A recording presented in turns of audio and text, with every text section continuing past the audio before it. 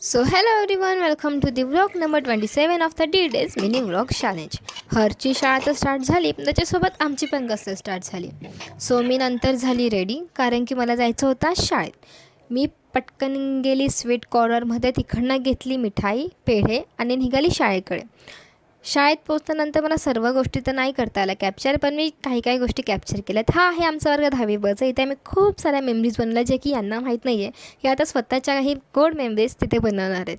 नंतर हा वर्ग बघा ना किती मस्त सजवला आहे ना.